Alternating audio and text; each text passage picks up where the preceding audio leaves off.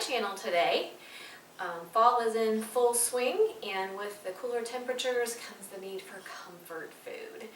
And one of my favorite comfort foods and a favorite of my family is, every time I start recording there's always something with the puppies. Sorry. Anyway, one of my favorite comfort foods and one of the favorite comfort foods of my family is chicken pot pie. So today I thought I would bring you along and show you my version of chicken pot pie, and hopefully it will give you some ideas as well. So what we're going to start with is the crust, and we're just going to make a basic pie crust. We're going to start with 2½ cups of flour,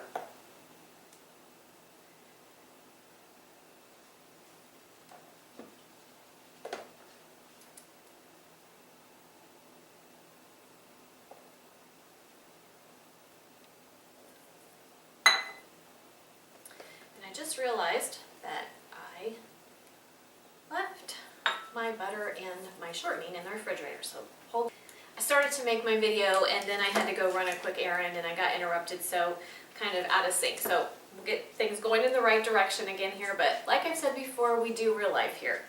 Okay, so we've got our 2½ cups of flour in our mixing bowl, and to that I'm going to add about 1.5 teaspoons of salt. And I like the pink Himalayan salt. I just grind it into the lid. Sometimes it's hard to get off. And then put it in there so I can see how much I've got. And I'm just going to take my pastry blender and kind of incorporate it into the flour. Then the next thing I'm going to do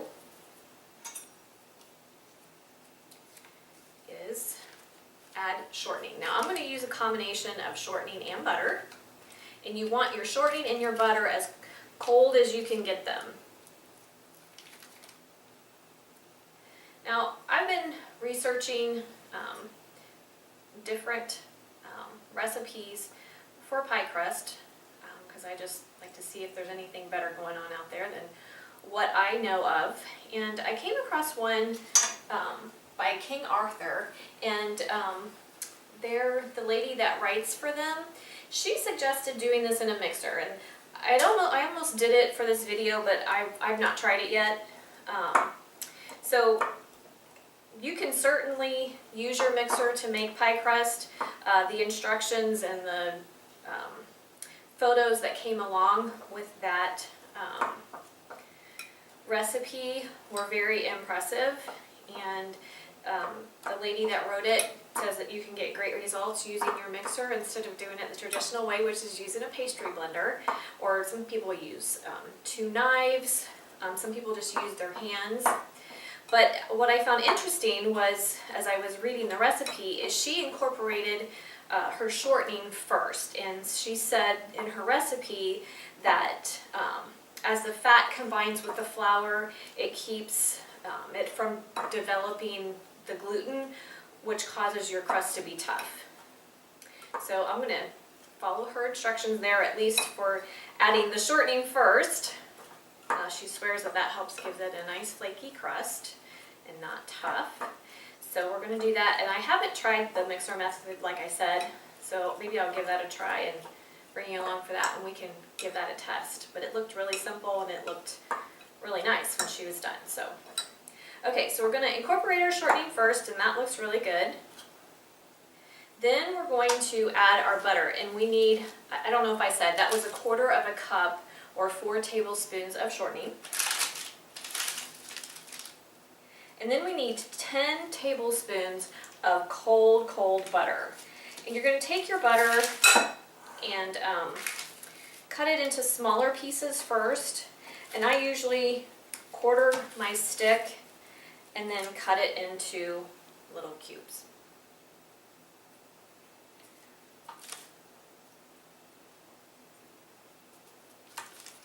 So it's going to be a stick plus 2 tablespoons.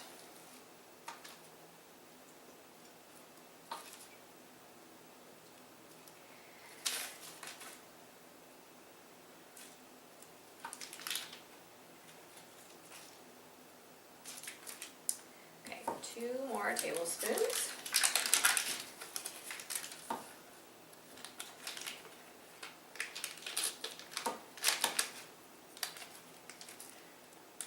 And I'm using the Land O'Lakes European style butter. Give it a little extra richness. You don't have to do that. And I also use salted butter. I know people go back and forth with salted versus unsalted. Salted butter is what I always have on hand, so that's what I use for just about every recipe that calls for butter. I rarely buy unsalted butter.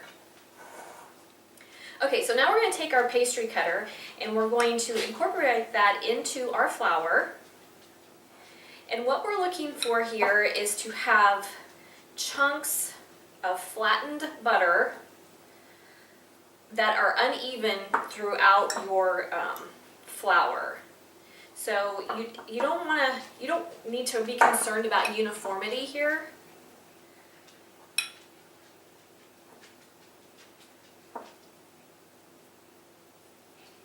And we don't want them fully incorporated. You want some chunks of butter. And yes, I am messy. I love cooking and baking, but I make a mess when I do. But they do say that a messy cook is one of the best cooks, or so I've heard.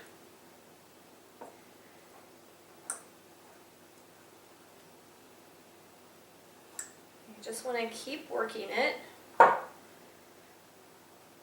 until you get that crumbly texture you're looking for.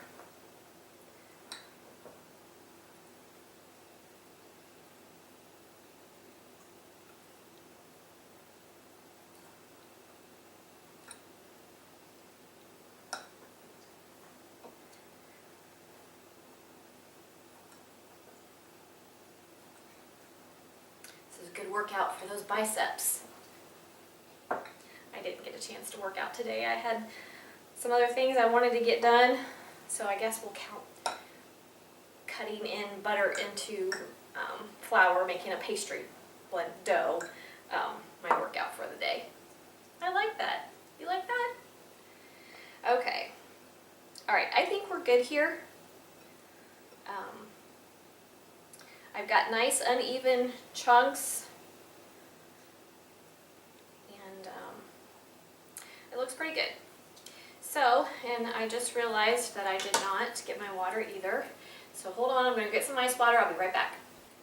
She's back. Oh, I feel so disorganized having gotten interrupted, and I apologize. Anyway, we're back on track. Okay, now we need a fork.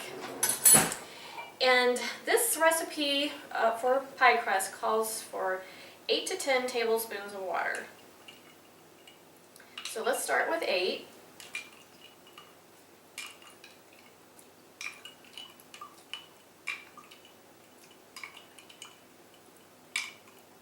And I always add ice cubes to my water. You want everything really nice and cold when you're making any type of pastry crust or pastry dough. And once you start adding your water, you don't want to overmix. Let's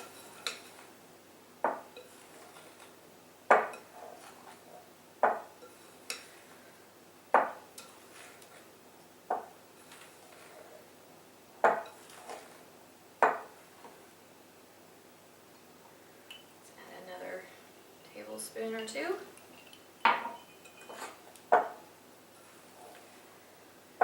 Now we're going to let this sit in the refrigerator for 30 minutes, and while that's happening, we're going to make our filling. But as it sits, the water will absorb into the flour more, so you don't want it really wet. You just want it wet enough that it starts to hold together when you pinch it. And we're getting there, but I think I need a little more. Add another tablespoon.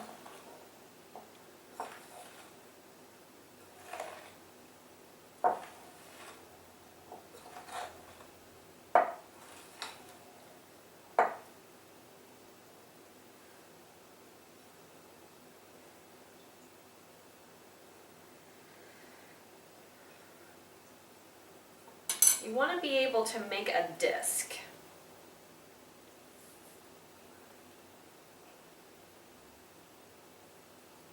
So you want it wet enough that it holds together, but not too wet. And I think that that's pretty good, actually. So what we're going to do, this is a double crust. So we want one of the discs to be about twice the size of the other. Your bottom crust, obviously, you need more crust than what you need for the top. And I'm just going to put it on wax paper. And you can tell it's still a little bit crumbly, but it's not dry. There's one. And yes, I have made a big old mess.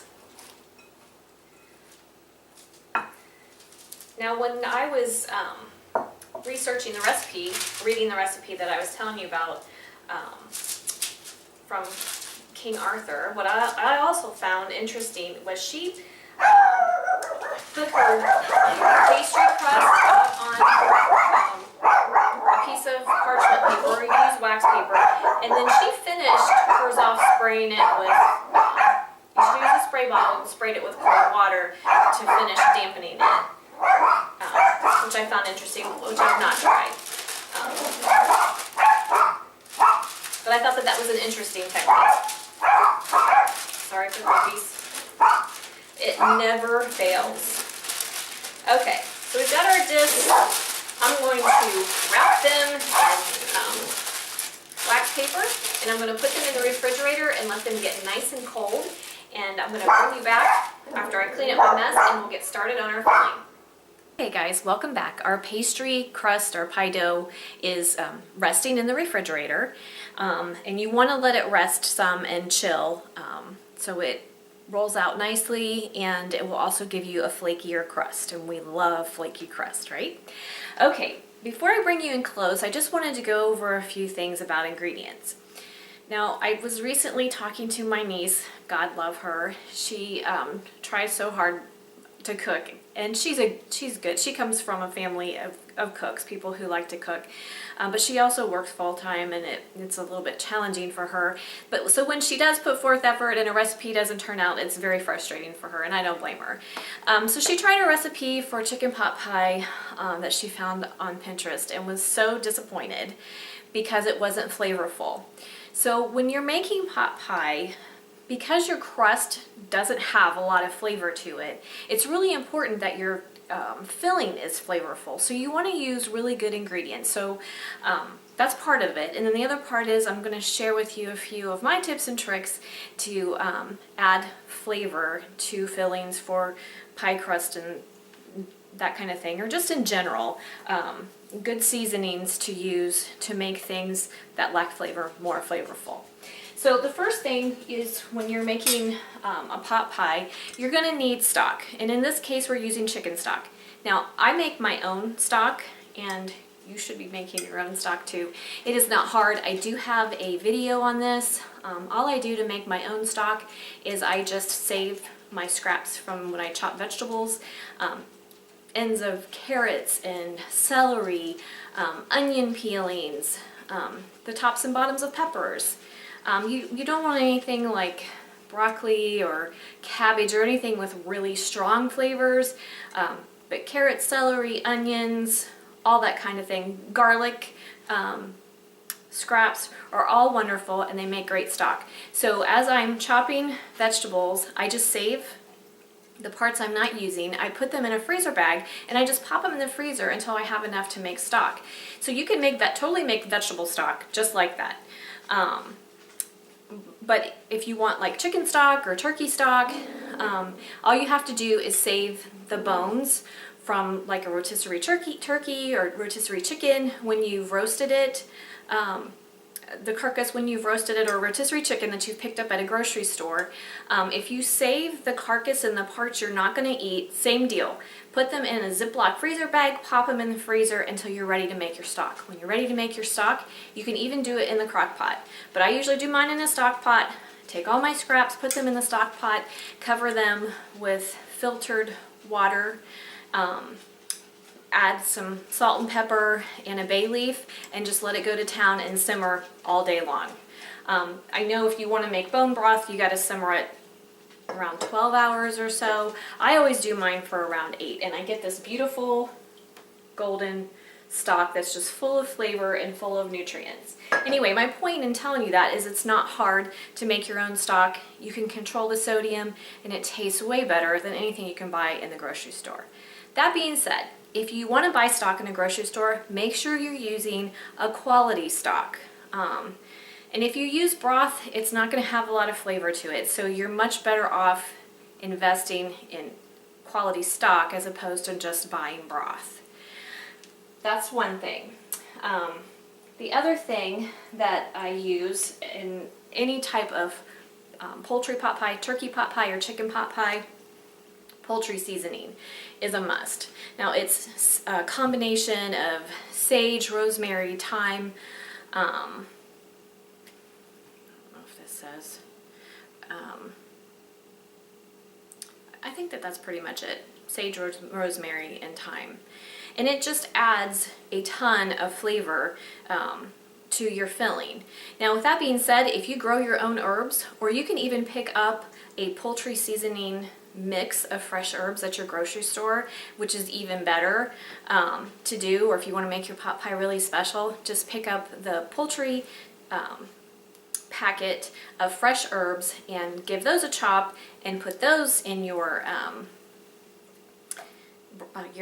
filling, and it will add tons of flavor.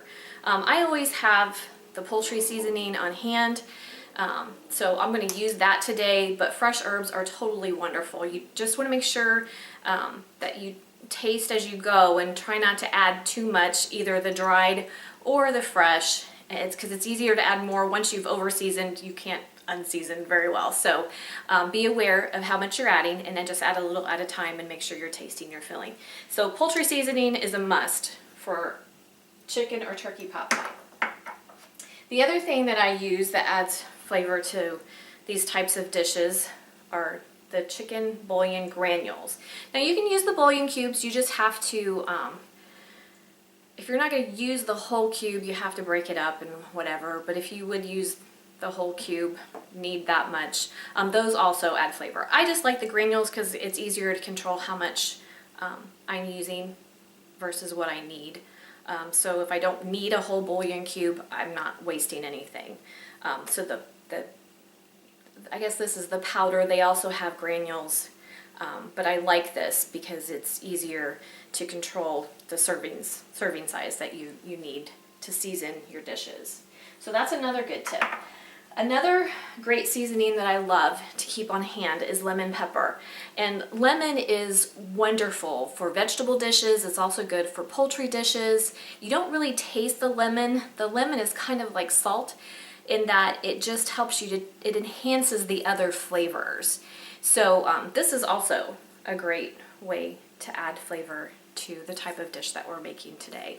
And I always keep this on hand, and it's also great for vegetables that you roast or you grill. It's just a great all-purpose seasoning. The other one is seasoned salt.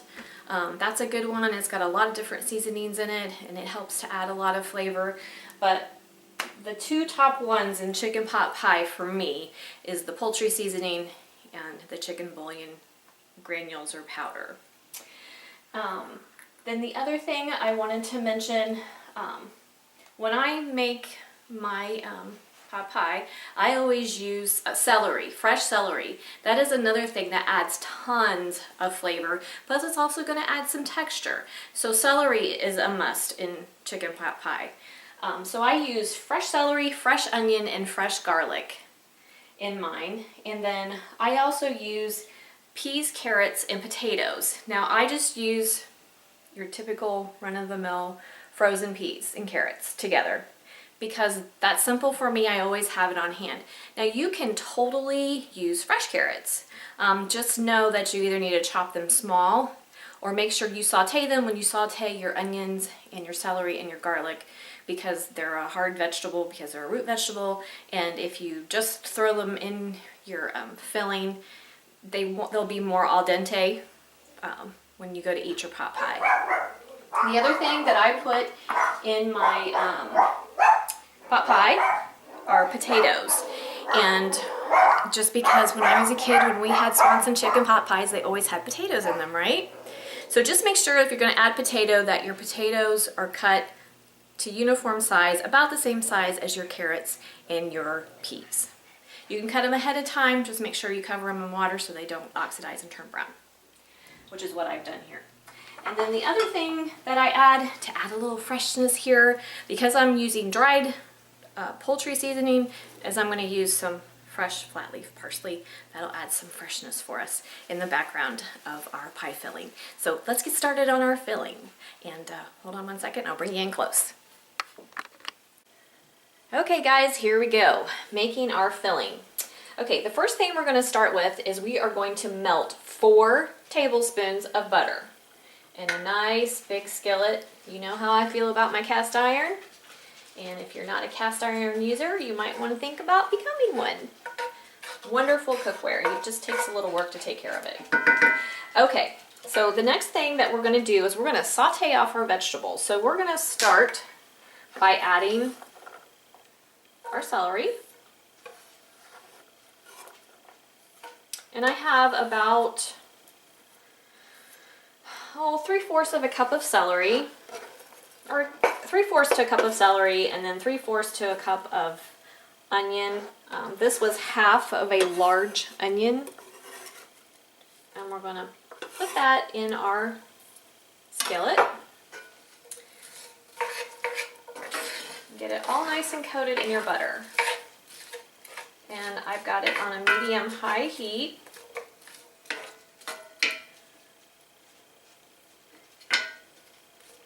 My skillet wasn't very hot when I started. Now, if you're going to use fresh carrots, now's the time to add them. But since we're using frozen, we're going to wait for ours.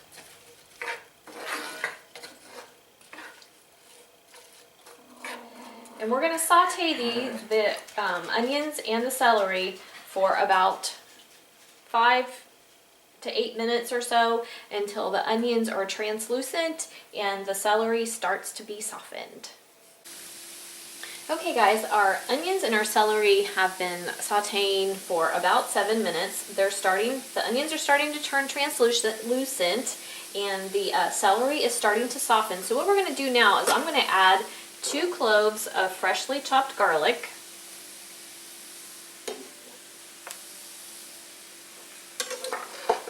And we're going to add that, and we're going to continue to saute for about another minute. Now, once you add your garlic, you really want to watch your heat and make sure you're moving your vegetables around your pan. We don't want the garlic to burn, or it will make your fillings taste bitter. You never want to burn garlic. You always want to saute it on a nice, gentle medium heat. Okay, so what we're going to prepare to do next is we're going to make a roux, because that's what's going to thicken our filling for our pot pie. And when you make a roux, a good rule of thumb is to have equal parts fat to flour. So we used 4 tablespoons of butter, so I'm going to add 4 tablespoons of flour. This is just regular all-purpose flour, and I'm just going to sprinkle it on my veggies, incorporate it in with the fat.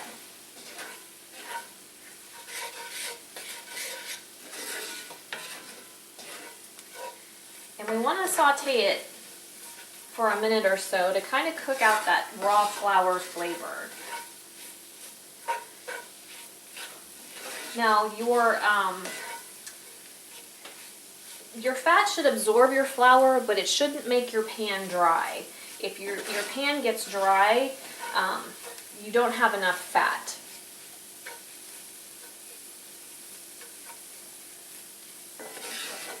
And you want to keep stirring so it doesn't burn. You just want to cook it a little bit. You don't want to brown it. You don't want to burn it. You just want it to cook gently for just 30 seconds to a minute. It smells so good in here, you guys. Okay, now we're going to start by adding 2 cups of our stock. So pour in about 2 cups. And then we're going to gently stir. and incorporate that into our veggie and flour mixture.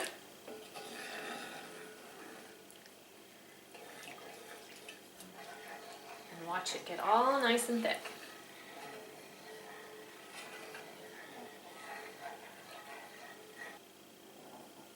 See it? It's starting to bubble there.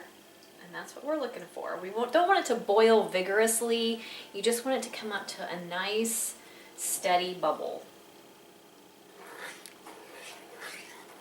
You want to let it simmer for a couple of minutes.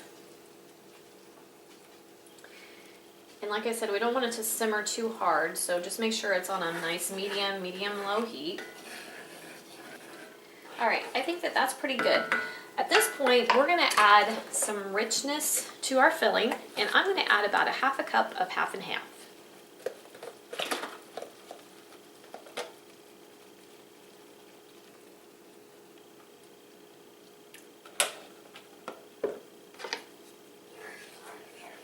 And then you're just gonna incorporate your half and half into your filling mixture. And you don't have to do the half and half or dairy at all if you prefer not to. You could just add a little more chicken stock.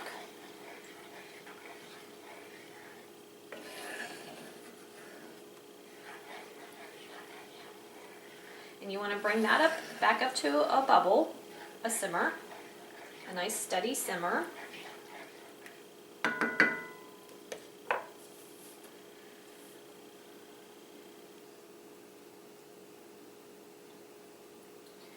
And then what I'm going to do at this point is I'm going to start adding my seasoning. So I'm going to start by adding a teaspoon of my granules, approximately a teaspoon.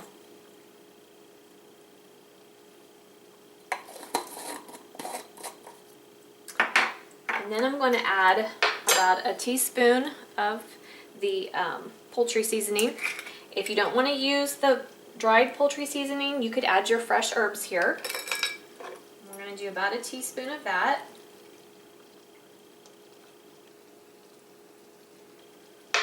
Poultry seasoning has a pretty strong flavor, so you're better off adding less, tasting it, and then adding more if you need it. And then I'm going to add a few shakes of my lemon pepper.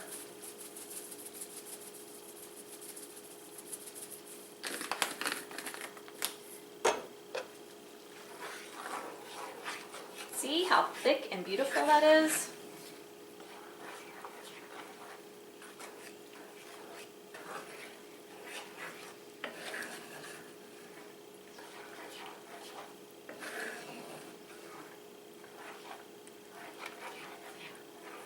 Okay, what I'm going to do now is I'm going to taste it. I want to see where we are flavor-wise.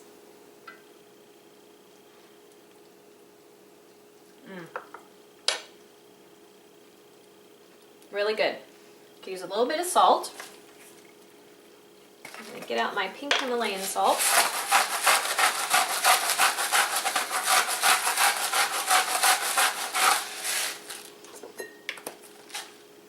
And I want to boost up, oops, parsley out of the way. I'm going to boost up that chicken flavor just a tad more, and I'm going to add about another teaspoon.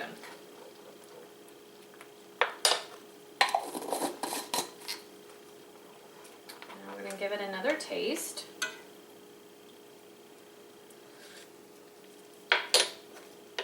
And that's really good. That's very flavorful. Okay. So at this point, I'm going to add my chicken. Now, this was chicken that I had that's already cooked that I had used for another meal, and we didn't eat it all. So I just stuck it in a freezer bag and put it in the freezer. So that's a perfect way to have chicken on hand for chicken pot pie. And I'm going to turn my heat down a little bit. Oops. A little bit of something for the puppies on the floor. I didn't cut this up very small when I froze it, so I'm going to chop it up so it's a little bit smaller. Manny's having his treat down there.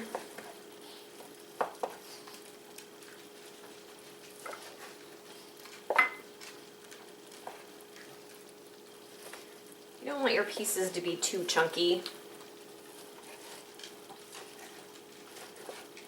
You want them to be about the size of your veggies, roughly.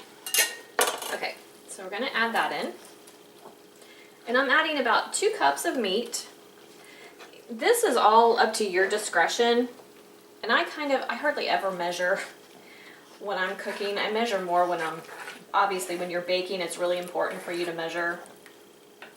Cooking is really just about a method, learning a method or a technique. So I eyeball a lot of things. So I'm going to say we have about 2 cups of meat in here that I've added. Then we're going to add our frozen peas and carrots that I've let sit out. They're defrosted a little bit. And then I'm going to drain our potatoes. And I'm going to add those as well. And I have about a cup of each of the veggies. I've got a cup of the peas and carrots and about a cup of diced potatoes. Look how good that looks, you guys. Amazing. So delicious, so comforting. Now you want enough gravy that it covers your veggies and stuff, so your veggies aren't dry. So you can kind of look at your filling and determine how many of your veggies you should add in relationship to your gravy. This worked out pretty well for me. So this is, like I said, 2 cups of meat and then a cup of the potatoes and a cup of peas and carrots. Look at all those beautiful vegetables. Now you can use any kind of vegetables you want. You could use broccoli, you could use cauliflower, you could change it up however you want it. I am a traditional girl, so I love the peas, carrots, and potatoes. That's what we grew up with, right? The Swanson's pot pies, peas, carrots, and potatoes. So that's the way I like it. That's the way my family likes it. So I'm going to turn that up, let it come up to a bubble again, and I'm going to add, because our veggies obviously are not seasoned, I'm going to add just a little bit of salt since we added them. So you want to make sure you're seasoning each layer. And then we're also going to add about 2 tablespoons of our fresh parsley.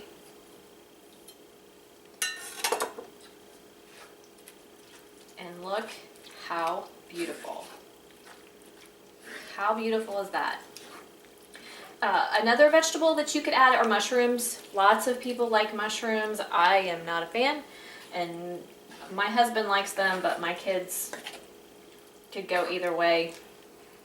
So, mom's cooking, mom wins. No mushrooms.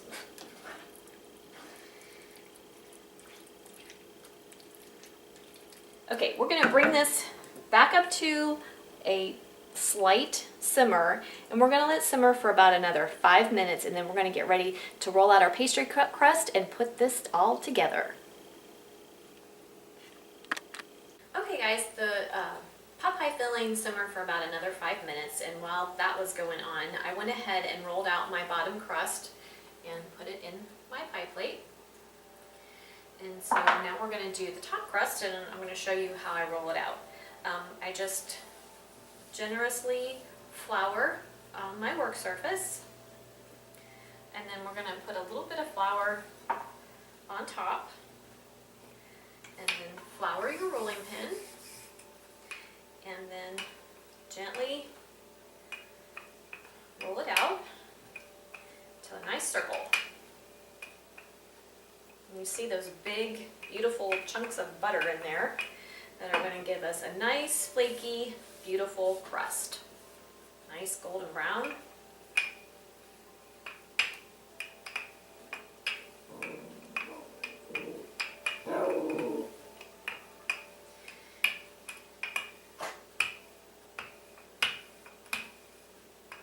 And just keep rolling and do the best you can to keep it round.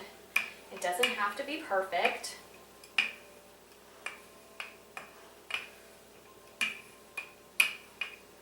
Mine rarely are. Okay, now I'm gonna go get our pot pie filling and I'm gonna pour it in our pie shell.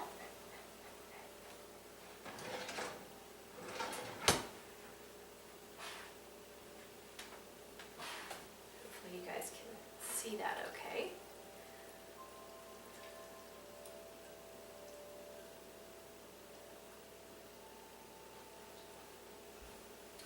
I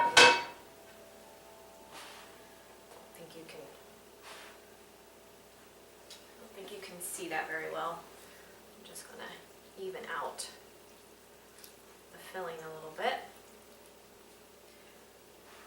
And then I'm gonna bring it over here. There, you can see it better. Okay, I think you can see that. Okay, so what we're gonna do is we're gonna gently lift our pie crust off of the counter and then just gently lay it on top. Yep,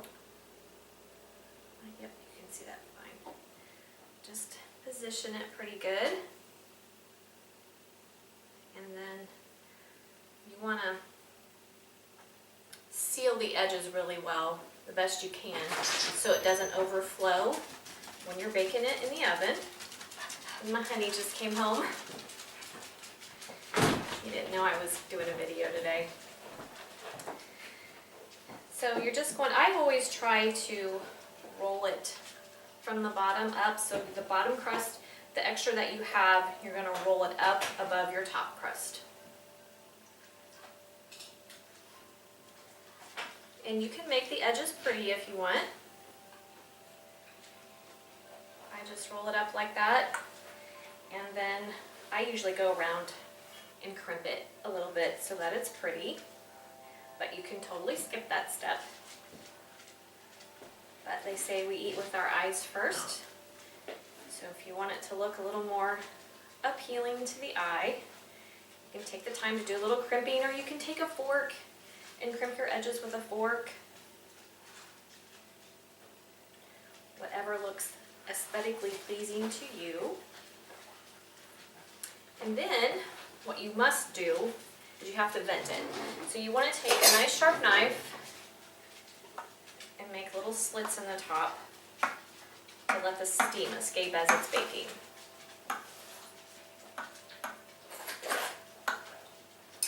And we're going to put that in a 400-degree oven for about 45 minutes until your crust is nice and golden brown. Now, if your crust around the edge starts to brown faster than the top, you may want to use a protector, or you can use foil. And once we are done, I will bring you back. Okay guys, something that I forgot to mention but is really nice, it's totally optional but it's really nice, is to do an egg wash over the top. So I'm going to show you how to do that. I just took an egg and added about a tablespoon of cold water to it. And you're just going to beat that up a little bit. If you don't want the yolk, you can take the yolk out and just use the white. I use the whole thing. And then just take a pastry brush, dip it in your egg wash, and then just baste the whole top of your beautiful pot pie with your egg wash, and it will give it a gorgeous golden brown finish. And it'll be nice and glossy. So it's more about aesthetics than anything else. So, like I said, totally optional, but super easy, and it just adds one more step if you want to glam up your beautiful pot pie. All right, it's going in the oven, 400 degrees, 45 minutes. I'll bring you back. Welcome back, guys. Our pot pie is all done. It took about 45 minutes to bake, and it's absolutely a work of art. It's so pretty. I'm so excited to give it a try. So I'm going to bring you in close so you can see what it looks like. Now, after it did bake for 45 minutes, I have let it sit out for about 15. You don't want to cut into a hot pot pie right away because all your filling will just ooze out. We don't want that. We want a pretty piece of pot pie. So I'm going to bring you in close so you can take a look at this beautiful bad boy. I'm going to adjust the camera a little bit so you can see. Oh, look at that. I'm trying to bring you in a little closer.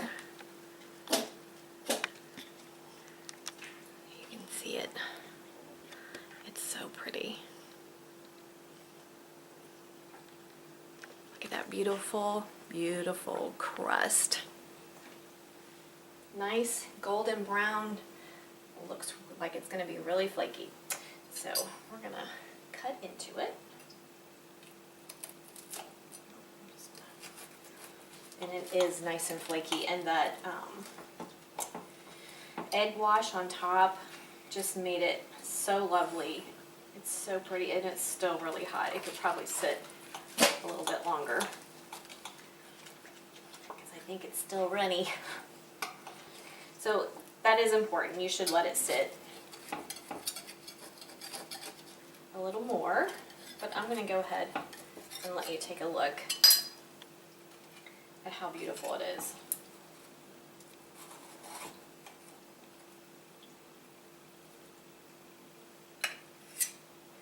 And it is still a little warm. You probably should let it sit closer to half an hour,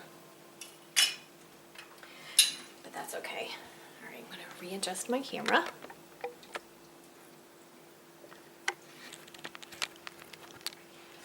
Move you back up to eye level.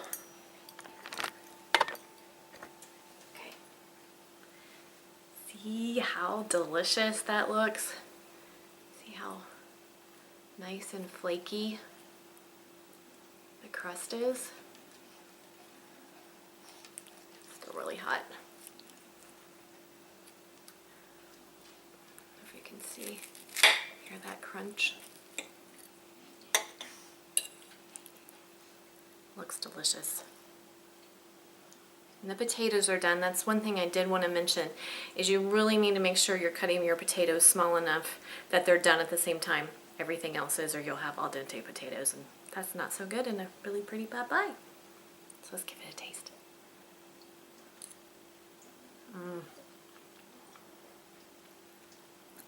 Guys, it is so good. You need to give this a try.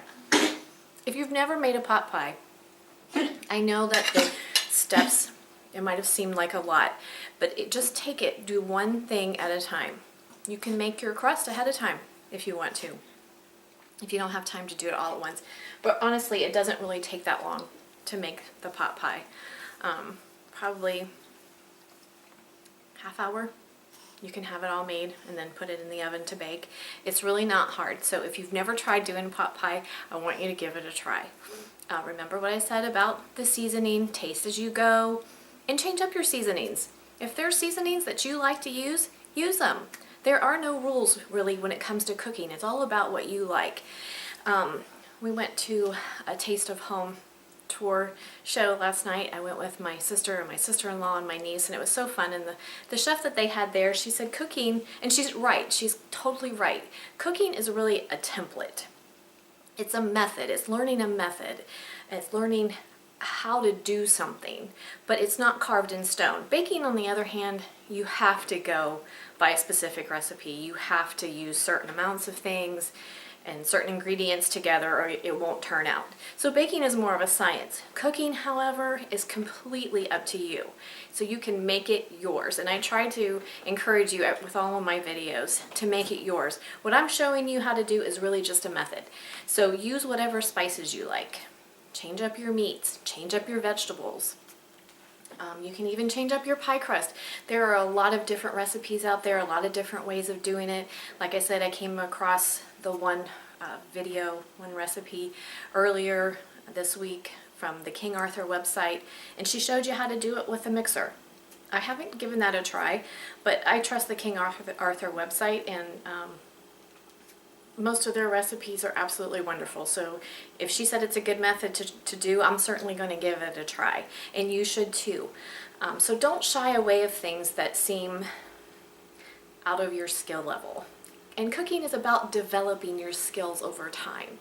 You don't have to be a master chef the first time you try something. So I really hope my videos inspire you to try new things, new methods, and new ways of cooking and feeding your family, and that's really my goal, is to just inspire and then take some of what you've learned from my videos and make it yours.